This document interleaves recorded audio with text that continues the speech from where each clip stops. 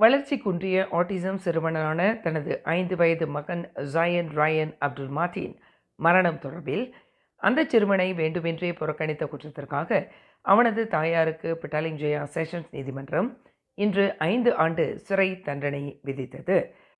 30 வயதுடைய இஸ்மனீரா அப்துல் மனாஃப் என்ற அந்த மாது 2 ஆண்டு நன்னடத்தையில் இருக்க வேண்டும் என்பதுடன் 6 மாத காலகட்டத்தில் 120 மணி நேரம் சமூக சேவையில் ஈடுபட வேண்டும் என்று நீதிபதி டாக்டர் ஷலிசா உத்தரவிட்டார்.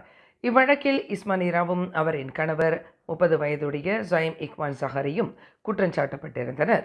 இருப்பினும் போதுமான ஆதாரங்கள் இல்லாததால் கடந்த ஜூலை 21ஆம் தேதி இஸ்மனீராவின் கணவர் ஜாயிம் இக்வான் விடுதலை செய்யப்பட்டார்.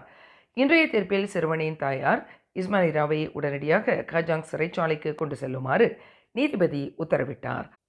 நாட்டில் பெரும் பரபரப்பை ஏற்படுத்திய ஆட்டிசம் சிறுவன் ஜாயன் ராயனின் மரணத்திற்கு காரணங்கள் கண்டறிய முடியாத நிலையில் இறுதியில் அவனது தந்தையையும் தாயாரையும் போலீசார் கைது செய்தனர்.